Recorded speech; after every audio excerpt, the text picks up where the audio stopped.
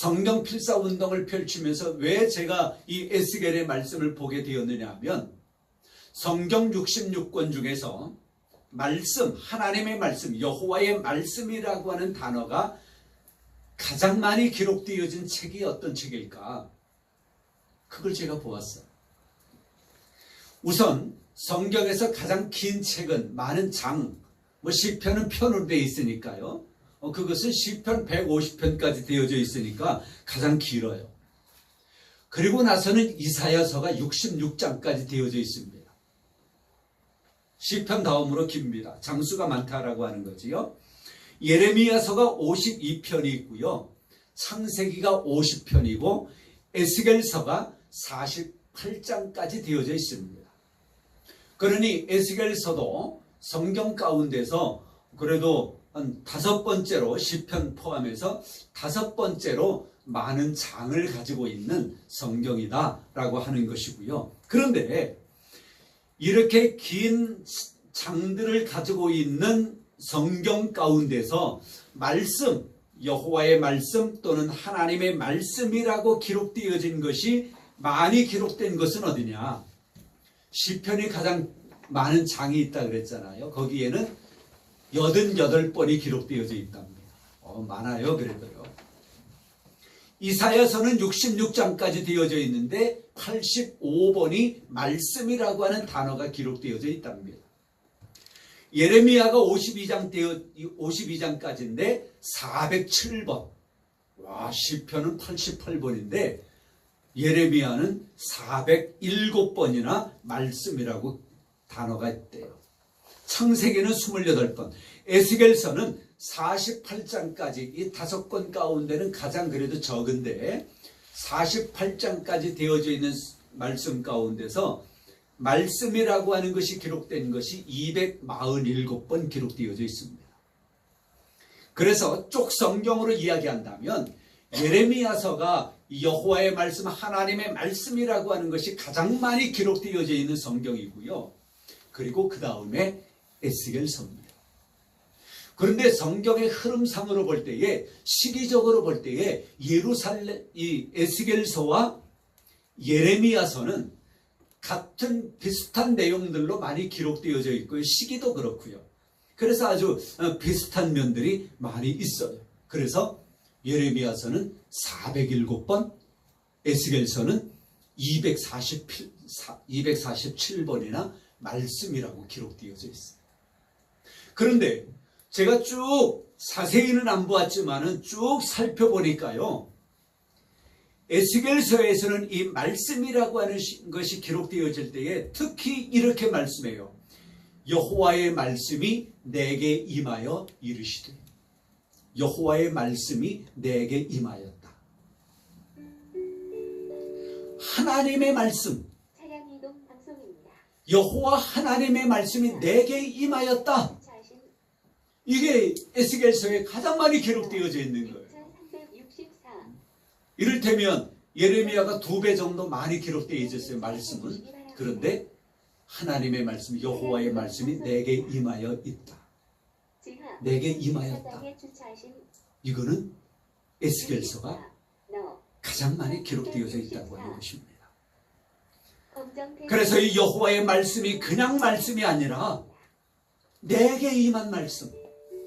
여러분들이 성경을 읽고 성경을 쓰고 성경 하나님의 말씀을 들을 때마다 그 말씀이 여러분에게 임하시기를 주님의 이름으로 축복합니다. 아멘. 내게 임하지 않으면요, 아무 의미가 없는 거예요. 내게 역사하지 않으면 아무 의미가 없는 거예요. 그래서 오늘 우리가 읽은 말씀에 보니까요, 또 아주 우리가 기억해야 할 말씀이 있어요. 3절을 보세요. 3절 다 같이 읽습니다. 갈대아 땅 그발 강가에서 여호와의 말씀이 부시의 아들 제사장 나 에스겔에게 특별히 임하고 됐습니다. 특별히 임하였대요. 무엇이? 그 윗줄에 여호와의 말씀이. 그 두 문장을 붙여 놓으니까 여호와의 말씀이 특별히 임하고. 그렇죠. 누구에게? 에스겔에게. 여호와 하나님의 말씀이 에스겔에 특별히 임했대요. 이 문장은 여기밖에 없어, 성경에. 혹시 찾으면 말씀해 주세요. 여호와 하나님의 말씀이 에스겔에게는 특별히 있어요. 여러분이 성경을 읽고 성경을 쓰고 성경을 듣고 하나님의 말씀을 설교를 들을 때마다 그 여호와 하나님의 말씀이 여러분에게 특별히 임하시기를 주님의 이름으로 축복합니다. 아멘. 특별히 임해야 돼요. 설교 들으면서 이 말씀은 아무개가 들었어야 되는데 그러지 마시고요. 그 말씀을 내게 주시는 하나님의 말씀으로 특별히. 어떤 분은 그래요. 꼭 나에게 하는 말씀 같아. 아이고 목사님의 설교가 나에게 하는 것 같아.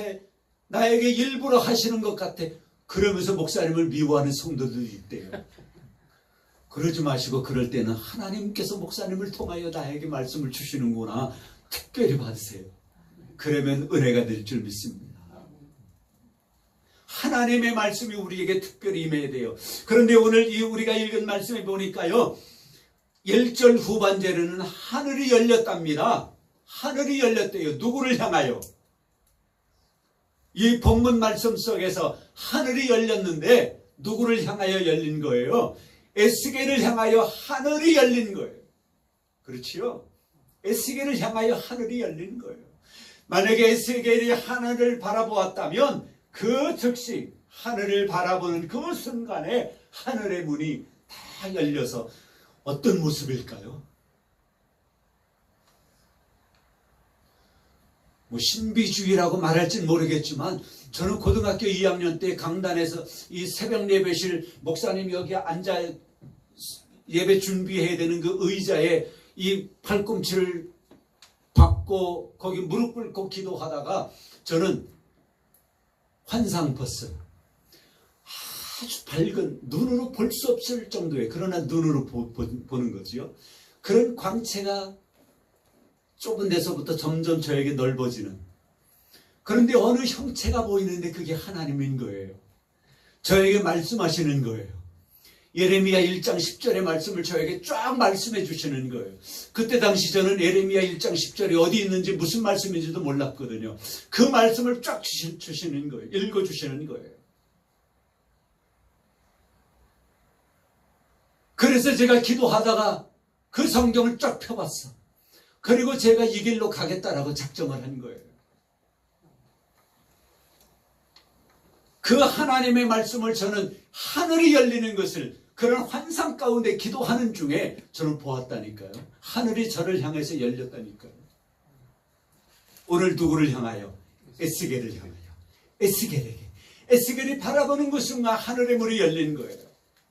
여러분들이 하나님의 말씀을 받고 여러분들이 하나님을 찬양하고 여러분들이 하나님 앞에 기도하는 그 순간 여러분을 향하여 하늘문이 활짝 열려주는 역사가 있기를 바랍니다. 아멘. 간절히 사모하세요. 하나님 나도 하나님 보기를 원합니다. 나쁜 마음으로 하지 마시고요. 진실된 마음으로 하나님을 만나기를 원하는 자에게 하나님께서 특별한 은혜를 주실 것입니다. 아멘. 에스겔에게 하늘이 열렸대요. 그리고는 열린 것뿐이에요. 하나님의 모습이 내게 보이니. 누구에게? 에스겔에게. 이것이 또한 우리에게 적용되어져요. 하늘문이 열리고 하나님의 모습이 여러분에게 보여지시기를 원합니다. 아멘. 구약 성경에서는 하나님을 보면 죽었잖아요.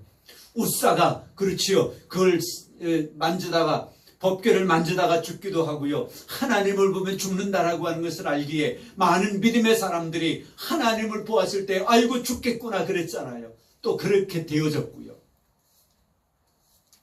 육신의 모습으로 하나님을 볼 수가 없겠지요. 그러나 여러분들이 어떤 모습으로든지 하나님이라고 하는 어떤 광채든 형체든 어떤 모습이든 무엇이든 간에 정말로 하나님이 나에게 나타나 보이셨구나.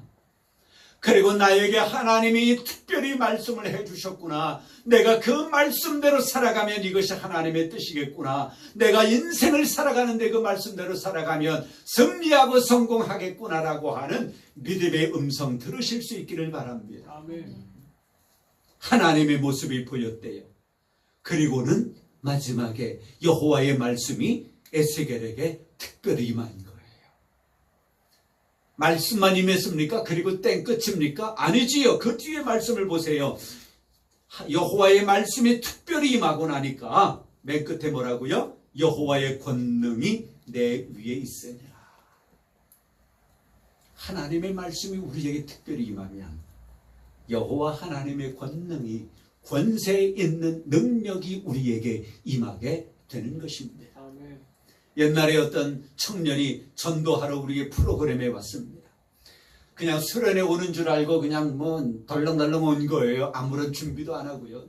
영적 준비, 전도할 준비 아무것도 안 하고 온 거예요.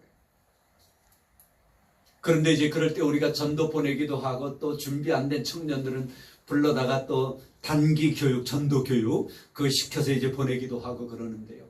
그때의 다른 것 뭐 많이 이야기하지 않습니다. 성경 10구절 암송하게 만들어요.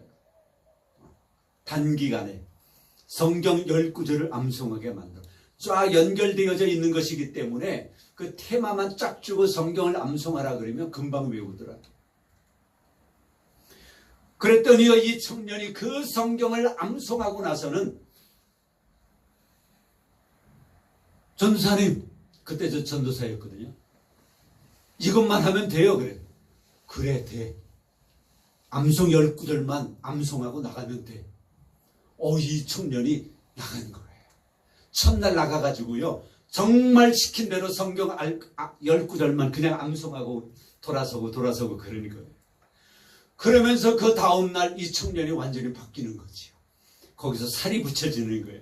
성경에다 자기 의견이 붙여지고요. 성경 다른 내용이 또 첨가되어지고요. 완전히 변화되어진 모습을 볼 수가 있었습니다. 하나님의 말씀이 그에게 임하니까 하나님의 권능도 임하더라고요.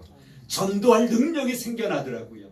처음에는 무섭고 집에 문 두들기면서도 아이고 아무도 없어라 그런 마음을 가지고 있었대요. 전도하러 갔는데 문 두들기면 사람이 나와야 전도하잖아요. 그런데 문 두들기면서 계세요 그러면서도 소리도 적고요. 아이고 제발 나오지 마라. 아무도 없었으면 좋겠다. 그러면 자기가 아무도 없었다고 보고서 쓰면 되잖아요. 그런데요, 하나님의 말씀이 임하고 나니까, 하나님의 말씀이 특별히 임하니까 권능이 생기는 거예요. 능력이 생긴 게, 자신감이 생기는 거예요. 막 두들기고요. 없으면 문도 한번 열어보기도 하고요. 저 논에 발벗고 일하는 사람 있으면 자기도 발 다 양말 벗고 걷어붙이고 논에 들어가가지고 밭에 들어가서 복음을 전하고요. 그런 능력이 생겨나더라고요. 여러분, 요 말씀을 꼭 기억하시기를 바랍니다. 에스겔 1장 1절에서 3절까지의 말씀에 에스겔에게 하나님이 하늘문을 여시고 모습을 보여주시고 하나님의 말씀을 특별히 임하게 하셨고 권능으로 임하셨다라고 하는 말씀. 여러분, 하나님의 말씀은 이렇게 능력이 있습니다. 여러분들이 성경을 쓰고 여러분들이 읽고 하는 그동안에 여러분의 귀로는 하나님의 음성을 들으실 수 있기를 주님의 이름으로 축복합니다. 그래서 머리로 들려진 그 하나님의 말씀이 여러분의 심장 속에 울려 퍼지는 그 능력 있는 말씀으로, 우레와 같은 그런 말씀으로 특별히 임하실 수 있기를 바랍니다. 그러면 능력 있는 사람 됩니다. 신앙생활 하는 게 재미있습니다. 성경을 필사하는 동안에 그런 은혜가 있기를 주님의 이름으로 축복합니다.